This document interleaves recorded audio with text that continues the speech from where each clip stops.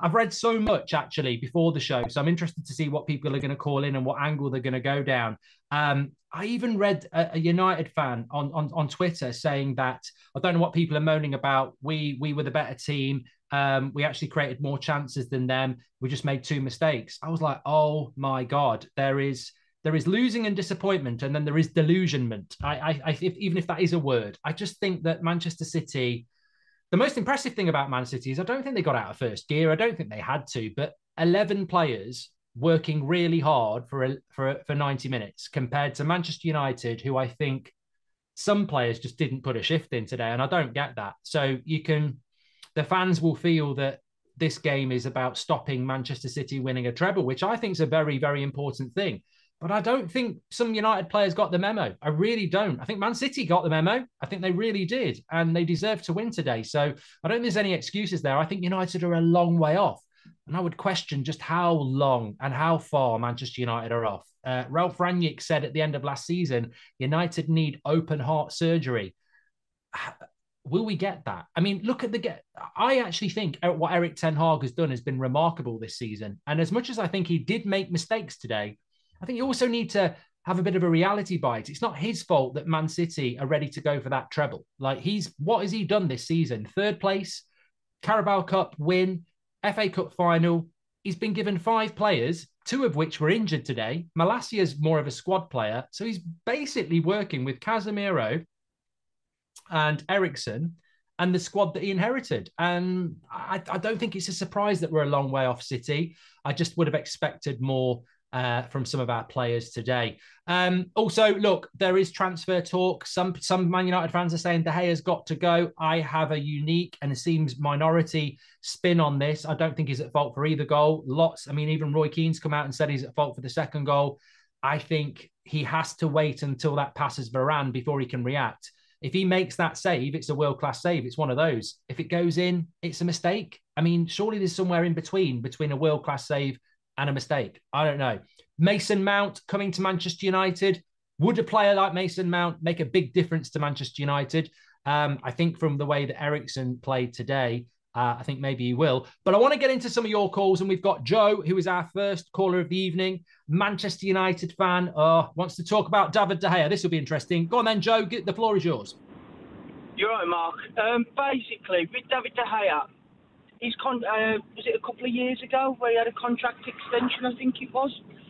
And then I thought that Man United should have possibly have changed because his head was all over the place, and I don't think it was the right fit at the time to carry on. But then obviously he had a contract extension, and then it seemed like a new lease of life, and he started to perform again. But now this is happening again. It almost seems like the same thing is happening to De Gea as what's happened to Lloris this year.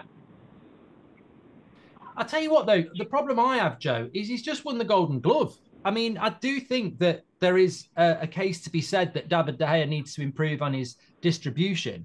But let's just make it about the FA Cup. Do you genuinely think we've lost that game just because of David De Gea? Because that's my issue. I just think I think there was a lot more than De Gea that was at fault today. I mean, what was Jadon Sancho doing today? What was Rashford doing today? I thought Eriksen was abysmal. You could say Bruno was poor. Is it really just on De Gea that we've lost this game? I mean, I've got to be honest with you. You could possibly say that it was a very flat performance. It was bang average.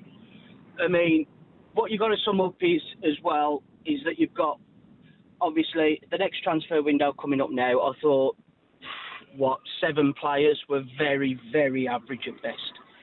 And you've got the likes of, like you say, a transfer window coming up. Who are you going to look for? Are you going to look for 2 main strikers to try and bulk up to score the goals? Or are you going to look for a defence to actually stop the goals from going into help De Gea? It's 50-50 either way, and depending how it's going to go, if we do get Kane, say, for instance, are we still going to be leaking in goals from the back? Yeah. Interesting. Thanks for opening the call, Joe. Interesting points there.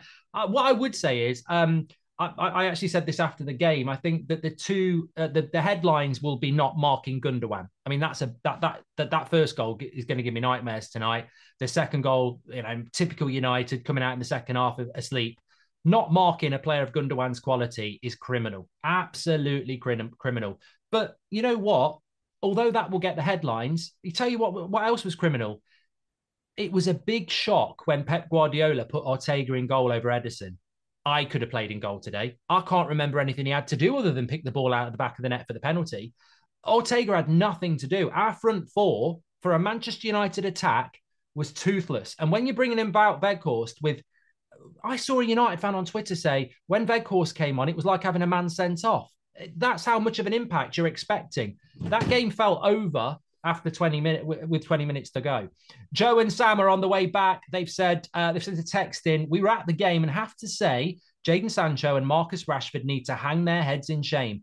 Effort levels just not good enough. Just want to give them a shake to put a foot in. Attitude was awful and frustrating to watch. And it wasn't just this game this season. Sell them both and replace with players with stronger mentalities. Get rid. That's two fans on their way back today saying that Rashford and Sancho were abysmal and should hang their heads in shame. Look, I watched the game. There's a stark contrast, and I don't like giving Man City credit, but you have to give them credit. They're the best team, arguably, in the world at the moment. They're very talented. They're very well coached. I would look. Ten Hag, Pep Guardiola has been working on that team for years. It's fantastic. I've even heard rumours that they're so well drilled at the Etihad that the canteen staff have even got a way of making tea in a tiki-taka style. But jokes aside, they work so hard. And I remember the 99 United side, and you can have all the talent in the world, but when you work hard like that, I don't think City were that good today. But they didn't need to be because they worked ridiculously hard. There was 2 or 3 players who for United, and I think you're right with Sancho, Eriksen, Rashford. They don't fancy the 50-50s. We had Simon Jordan this week on the station calling Anthony crap. I'll tell you what, every United fan would have been praying Anthony was fit today because he gets it. He will work and he will put, he'll shoulder barge, he'll put a tackle in. If you've got 3 players that don't want to do that and you're up against a team like City, I think that was a big problem today.